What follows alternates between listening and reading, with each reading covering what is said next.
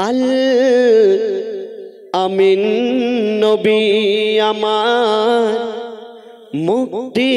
দাতা সবার খোদা যারে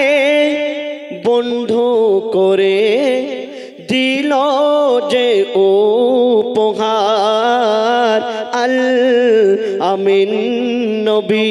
আমার মুক্তি দাতা সবার খোদা যারে বন্ধু করে দিল যে উপহার আল আমিন নবী আমার মুক্তি দাতা সবার দেখো চে জগৎবাসী দেখো দেখো রবি শশী দেখা আমার প্যাসে আছে বেকরার আল আমিন নবী আমার মুক্তি দাতা সবার খোদা যারে বন্ধু করে দিল যে উপহার আল আমিন নবী আমার যখন সেই হরিণ যখন আমার দয়ারে নবী পথ থেকে যায় সেই হরিণটা যখন বলার সঙ্গে সঙ্গে আমার দয়ারে নবী সেই হরিণটাকে ছেড়ে দেওয়ার পরে তারপর সেখানে কি ঘটনা ঘটে হরিণটা ছেড়ে দেওয়ার পরে আমার দয়ারে নবী সেইখানেই দাঁড়িয়ে থাকে তারপর কি হয় লিখছে দেখুন হরিণ যখন যখন এই হরিণটা ছেড়ে দেওয়ার পরে সঙ্গে সঙ্গে শিকারী সেখানে হাজির হয়ে যায় যেই শিকারী হরিণটাকে বেঁধে রেখেছিল আর সেই হরিণটা বেঁধে ছেড়ে দেওয়ার জন্য আমার দয়ারে নবীকে প্রশ্ন করে বলো বলো এ মানব তুমি কে এই দুনিয়াতে আমি ওই হরিণটাকে বেঁধে রেখেছিলাম আমি শিকার করে আর তুমি ওই হরিণটাকে ছেড়ে দেওয়ার মালিক তুমি কে তখন আমার দয়ারে নবী সেই মালিককে বলে যে শিকারীকে বলে শোনো এই হরিণটা গিয়েছে আমি তোমার কাছে জামিন আছি যতক্ষণ না তোমার ওই হরিণ তোমার কাছে ফিরে আসবে আমি তোমার কাছে আমি জমা থাকবো তারপরে সেই শিকারী এই কথা প্রশ্ন করে যে মানব কেমন করে এটা হয় একটা হরিণ চলে গিয়েছে আর তোমার কথায় এটা কেমন করে হয় যে সেই হরিণটা ফিরে আসবে আর তোমাকে ছেড়ে দেব তারপর কি হয় কবি ছন্দের মাধ্যমে লিখছে দেখুন দুধ পিলায় ফিরলো হরিণ যেথায় ছিলেন নবীজি জামিন দুধ পিলায় ফিরল হরিণ যেথায় ছিল নবীজি জামিন দেখে শিকারী অবাক হলো একই সেই আল আমিন অবলা হরিণ কথা বলে তুমি শেষ নবী হলে শিকারী শুনে লুটিয়ে পড়ে আর কলমা পড়ে বার বার আল আমিন নবী আমার মুক্তি দাতা সবার খোদা যারে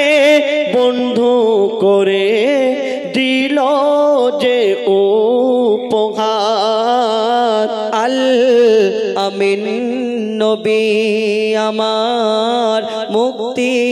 দাতা সবার এমন নবী কোথায় পাবে আবুল কালাম ধন্য হলে উম্মতে হয়ে তাহার আল আমিন নবী আমার মুক্তি দাতা সবার খোদা যারে বন্ধু করে দিল যে উপহার আল আমিন নবী আমার মুস্তাফা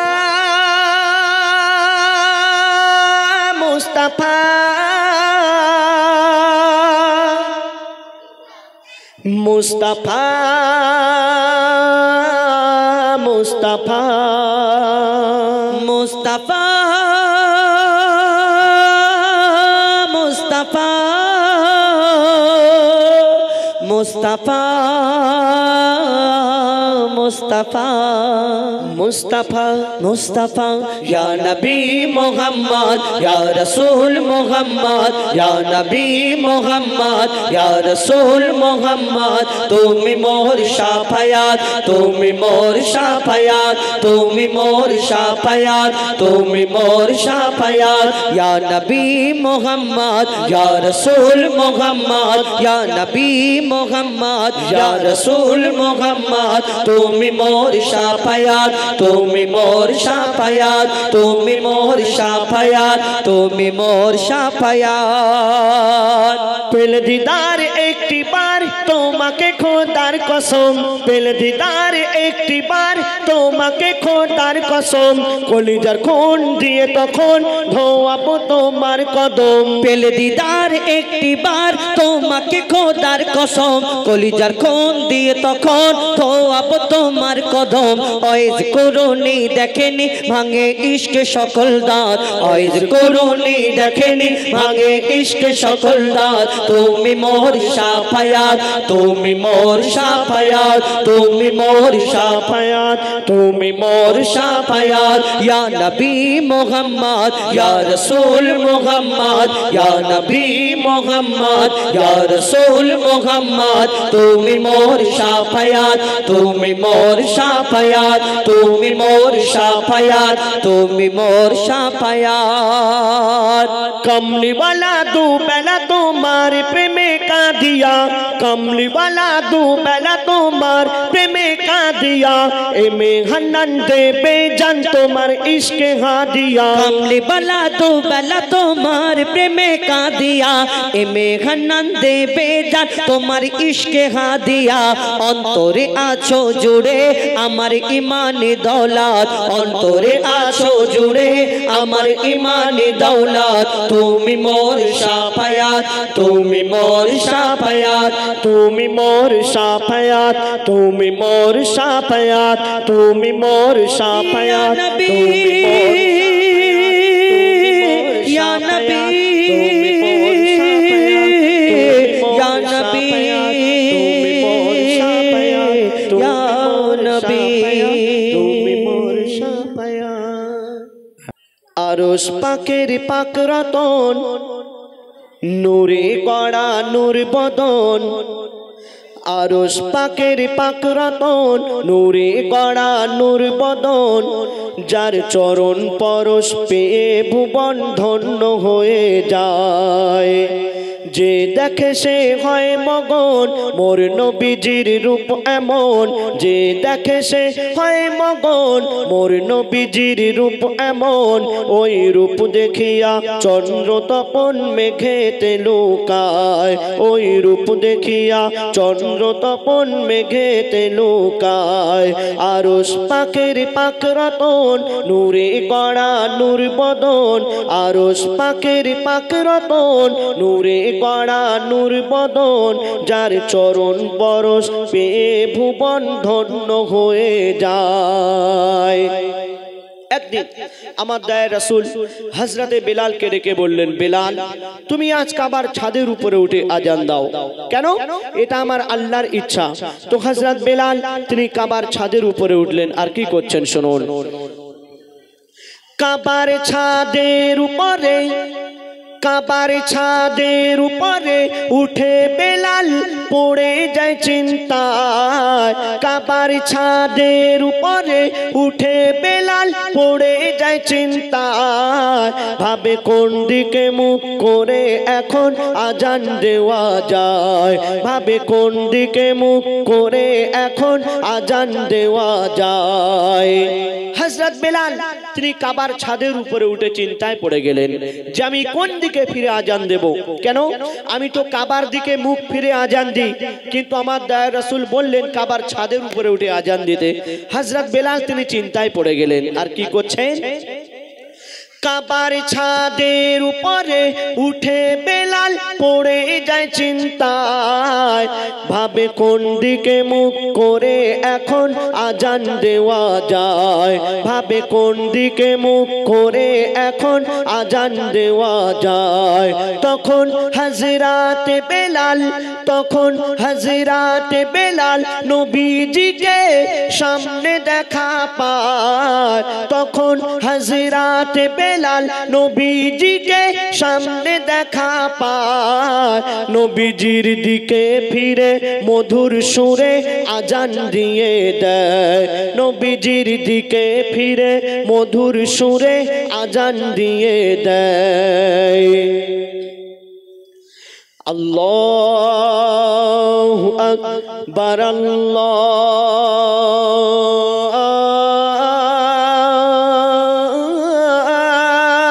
আল্লাহু আকবার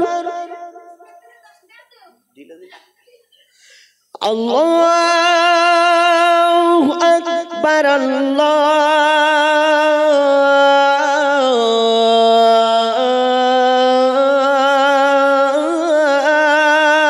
আল্লাহু আকবার আশহাদু আল্লা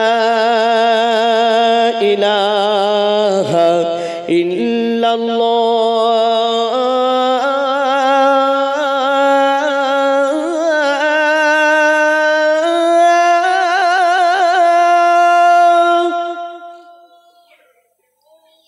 আশহাদু আন্না মুহাম্মাদার রাসূলুল্লাহ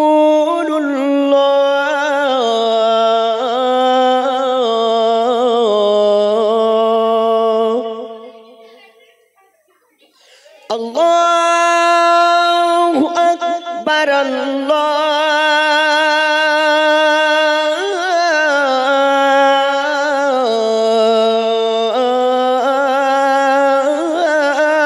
আল্লাহু আকবার লা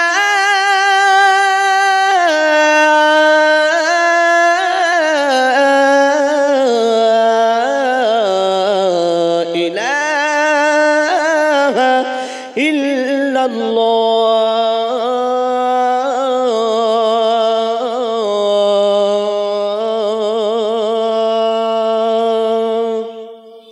হযরত বিলাল তিনি আমার নবীজির দিকে মুখ ফিরে আজান দিয়ে দিলেন আর আকাশ পানে তাকিয়ে কি বলছেন তুমি আজ সাক্ষী থেকো মোর আল্লাহ তুমি আজ সাক্ষী থেকো মোর আল্লাহ রাসূল আল্লাহ আমার কেবলা তুমি আজ সাক্ষী থেকো মোর আল্লাহ রাসূল আল্লাহ আমার কেবলা মোর কেবলার সাথে আল্লাহ গো মোর হাসর যেন হয় মোর কেবলার সাথে আল্লাহ গো মোর হাসর যেন হয় আরশ পাকের পাক রতন নূরে গড়া নূর বদন আরশ পাকের পাক রতন নূরে গড়া নূর বদন যার চরণ পরশ পেয়ে ভুবন ধন্য হয়ে যায় যে দেখে সে হয় মগন মোর নবীজির রূপ এমন ওই রূপ দেখিয়া চন্দ্র তপন মেঘেতে লুকায় ওই রূপ দেখিয়া চন্দ্র তপন মেঘেতে লুকায়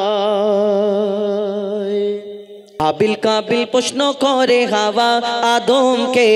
তোমরা মোদের বাপ মা তোমাদের মা বাপকে হাবিল কাবিল প্রশ্ন করে হাওয়া আদমকে তোমরা মোদের বাপ মা তোমাদের মা বাপকে বলো গো মোদের বলো কি তাদের নাম ছিল বলো গো মোদের বলো কি তাদের নাম ছিল মোদের দাদা দাদি নানা নানি আছে কোথায় প্রশ্ন শুনে আদম হাওয়া হলো অবাক গো হাবিল কাবিলকে তারা কি দেবে জবাব গো দুজনে আল্লাহ বলে সিজদাতে যায় চলে দুজনে আল্লাহ বলে সিজদাতে যায় চলে বলে মাসুম ছেলে মোদের কাছে একই জানতে চায় হাবিল কাবিল প্রশ্ন করে হাওয়া আদমকে তোমরা মোদের বাপ মা তোমাদের মা বাপকে পিতা আদম কি উত্তর দেবে কেন তারা তো বাপ মা ছিল না কি উত্তর দেয় কবি ছন্দের মাধ্যমে আরো কি লিখছে দেখুন ওই বলছে আদম শোন তোরা শোন মানব জাতির মাঝে সৃষ্টি আমি প্রথম মোর পাজিরার ঘাড়ে খোদা হাওয়া দুনিয়ায় এলাম জন্ম দেয়নি কেউ জন্ম পাইনি মোরা ওদের নেই বাবা কি মোদের জন্যে এতিম মিসকিন নেই এতিম মিসকিন নেই মোদের মা বাপের ঋণ তাই না হাবিল কাবিল প্রশ্ন করে হাওয়া আদমকে তোমরা মোদের বাপ মা তোমাদের মা বাপকে এই দুনিয়াতে আমরা যেমন আদম জাত আমরা আল্লাহর ইবাদত করি আমরা নামাজ পড়ি 5 ওয়াক্তের নামাজ তেমন আমাদের সৃষ্টি করার আগে আল্লাহ একটা জিন জাতকে কিন্তু সেই জিন জাতটা আল্লাহর জিন জাতটাকে ধ্বংস করে দিল আর সম্রাটের যুগে আল্লাহ আর সেই জিন জাতটাকে ধ্বংস বললো যে আমার ফারিস্তারা আমি আদমকে সৃষ্টি করব সেই দিন ফারিস্তারা আল্লাহকে প্রশ্ন করেছিল যে আল্লাহ তুমি এর আগে তো জিন জাত সৃষ্টি করেছিলে তোমার ইবাদতের জন্য কিন্তু সেই জিন জাত আল্লাহর এত নাফরমানি করলো তোমার আর তুমি সেই আবার একটা আদম জাতকে সৃষ্টি করবে কেন আল্লাহ আমরা ফারিস্তা আমরা যে তোমার ইবাদত করি এতে আমাদের প্রতি তুমি সন্তুষ্ট না তখন আল্লাহ সেই ফারিস্তাদের বলেছিল শোনো এ আমার ফারিস্তারা আমি যা জানি তোমরা তা জানো না তোমরা মাটি নিয়ে আসো তারপর কি ঘটনা হয় কবি ছন্দের মাধ্যমে লিখছে দেখুন আল্লাহ যখন বলে গড়ব আদম ফারিস্তারা শুনে বাধা দিয়েছে তখন বলে ওগো আল্লাহ পাক তুমি গড়েছো জিনজাত উৎপাত করে তারা করে না ইবাদত কি হবে গড়ে আদম সে কি আর মোদের মতো কি হবে গড়ে আদম সে কি আর মোদের মতো কি জানি দেখতে কেমন তার রূপ চেহারা খোদা বলে আমি জানি তোমরা জানো না আদম সৃষ্টি করা আমার আসল বাসনা আমি যে গড়ব আদম সে মাখলুকে সর্বোত্তম আমি যে গড়ব আদম সে মাখলুকে সর্বোত্তম আমি নিজের সেরা সৃষ্টি দেখব আদম চেহারায় হাবিল কাবিল প্রশ্ন করে হাওয়া আদমকে অর্থাৎ আমার দয়ার নবীকে তো এই আদম জাত থেকে আল্লাহ এই দুনিয়ার মধ্যে আনবে আর আমার আল্লাহ পাক রব্বুল আলামিন তার মনের আশা মনের বাসনা কিন্তু আল্লাহ ফারিস্তারা যখন এই কথা বলার পরে তারপরে আদমকে সৃষ্টি করার পরে মাটির আদম মাটির পুতুল সৃষ্টি হয়ে গেল রেডি হয়ে গেল আল্লাহ সকল ফারিস্তাদের ডেকে ডেকে বলে আমার ফারিস্তারা তোমরা ওই মাটির আদমকে সিজদা করে নাও কিন্তু সেই দিন সব ফারিস্তারা সিজদা করে নিল একমাত্র একটা ফারিস্তা সিজদা করলো না যার নাম হলো আজাজিল কিন্তু এই আজাজিল তো ফারিস্তাদের সর্দার ছিল কিন্তু সব ফারিস্তা যদি সিজদা করে আজাজিল কেন সিজদা করলো না তাহলে এই আজাজিলটা আসলে কে আজাজিলটা কে আমরা শুনতে হবে মন দিয়ে জানতে হবে এই আজাজিলটা কে ছিল কেন আল্লাহর হুকুমে সে সিজদা করলো না ওই আমরা যে ওই ফারিস্তারা যে জিন জাতটাকে ধ্বংস করেছিল ওই জিন জাতের মধ্যে একটা ছোট্ট 4 বছরের বাচ্চা বেঁচে রয়ে গিয়েছিল এই বাচ্চাটা আল্লাহর ইবাদত করতে করতে কম বেশি 6 লক্ষ বছর ধরে ইবাদত করার পরে আল্লাহ যাকে ফারিস্তাদের সর্দার করেছিল যার নাম হলো আজাজিল যাকে ফারিস্তাদের সর্দার বলা হতো কিন্তু সে কিন্তু আর আজাজিল